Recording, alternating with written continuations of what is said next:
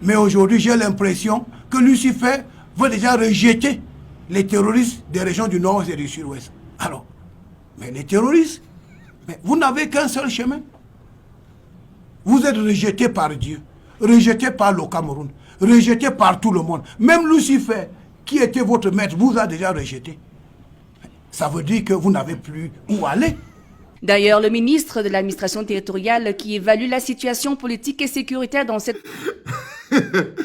Mais aujourd'hui, ça c'est le monsieur le Moulinex, les enfants. Il est assis au milieu des généraux, ceux qui s'occupent de la sécurité du Cameroun. On a l'impression qu'on est dans un comic show. Ça c'est le Valérie Ndongo. Ça c'est le Valérie Ndongo, comic show. Ça c'est le Ulrich Takam. Là on va plus l'appeler le Moulinex. On va l'appeler Ulrich Takam Show. Les enfants, c'est notre pays qui est devenu ça. Ça c'est le patron de la sécurité. Regardez comment il nous parle des choses qui prennent la vie des Camerounais. Les millions de Camerounais sont en train de mourir. Il nous amène les histoires de Lucifer. Il nous amène les histoires. Je vous dis que quand à un moment donné, vous n'êtes plus dirigé, c'est que vous avez démontré aux gens que vous ne méritez plus la moindre considération, qu'ils ne peuvent plus vous respecter. Ils peuvent vous dire des choses comme ça. Non, ça c'est la pacaya. Ça c'est l'alcool. Ce bonhomme, il est sourd. Il a fumé. Ça c'est le banga. Ça c'est le banga. Quand j'ai écouté ça, les enfants, j'ai compris que le mec, il a sifflé. Et il part plus loin. Il va plus loin. Le visage brille. Le visage brille de gens. Il dit que, mais monsieur les terroristes, il parle à qui? Posez-vous la question, les enfants. Monsieur les terroristes, vous ne voyez pas que Dieu vous a déjà rejeté. On est dans la vraie vie. Nous sommes dans la vraie vie. Il dirige un peuple. Des hommes qui meurent. Des vrais gens. Sur la vraie terre, avec des vraies responsabilités. Il vient dire à la télé, devant les généraux, devant les colonels, devant la team sécuritaire, il parle aux terroristes en leur disant que Dieu vous a déjà rejeté. Les enfants, est-ce qu'il y a plus gros mécanisme de zombification? Ça, c'est Albert Zé dit souvent que les plus chanceux d'entre nous sortiront de là fous, en fous. Je vous montre juste pour vous faire comprendre que quand on a fini de parler comme ça, là, quelle solution est sortie de là? Quelle solution est sortie de là? Il est assis au milieu des gens. C'est-à-dire qu'ils sont tous hors sujet. Ils sont en train de... on se demande, mais qu'est-ce qu'ils font là? Qu'est-ce qu'ils font là? Ils parlent de quoi? C'est un manque de respect. C'est le plus gros manque de respect que Pumba vous a fait. Parce que quand un bonhomme aime son pays et aime les gens de son pays, et que c'est lui qui décide qui est le ministre de la sécurité, administration, il ne peut pas prendre un odontola. Ce bonhomme a atteint des... C'est-à-dire que quand il vous parle à vous, il est assis, il dit, messieurs les terroristes, Dieu vous a déjà rejeté. Le Cameroun vous a rejeté.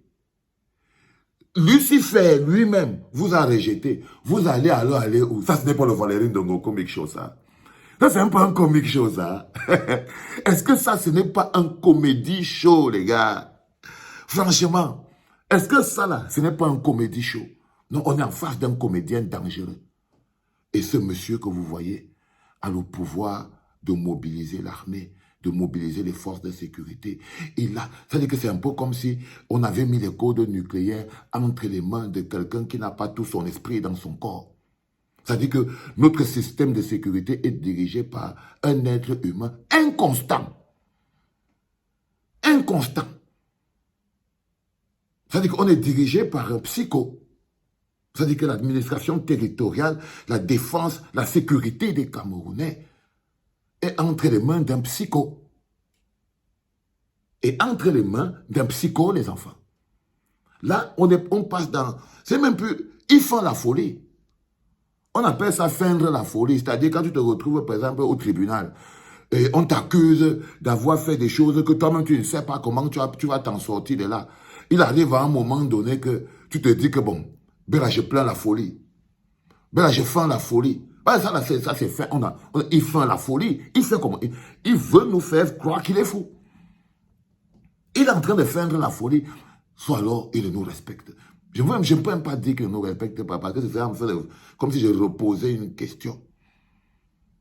La question qu'on doit se poser, comment en est-on arrivé à ce que quelqu'un qui nous dirige parle comme ça ne nous dit rien?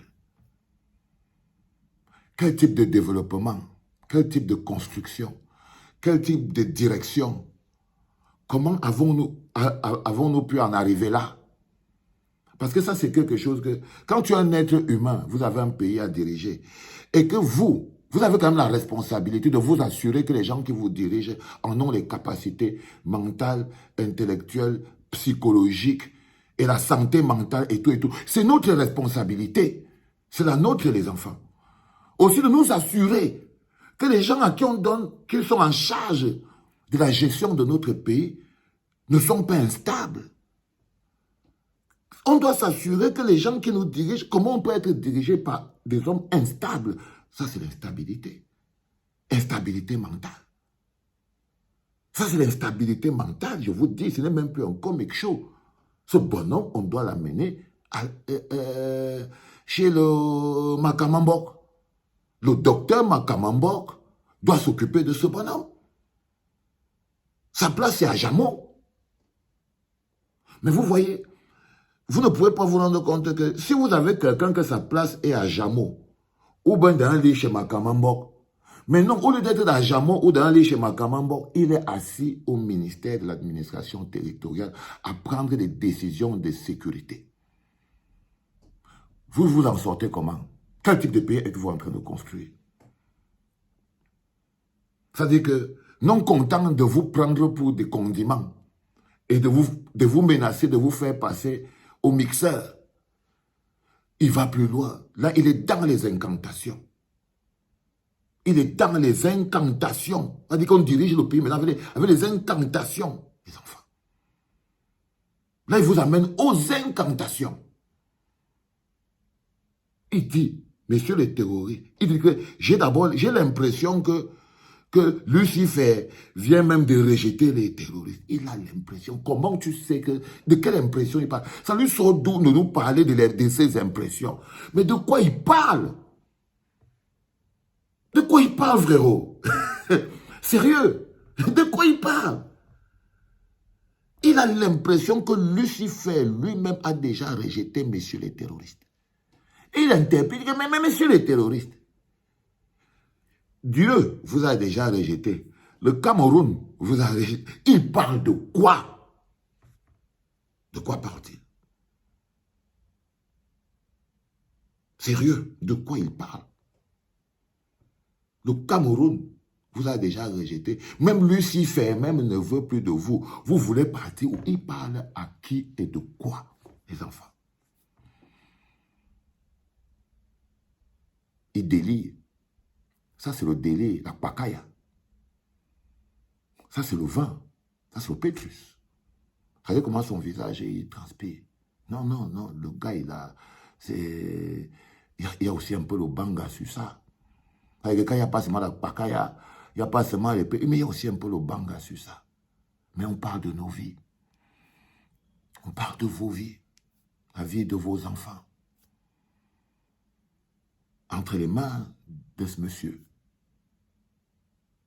qui visiblement, très visiblement, paraît de plus en plus instable mentalement.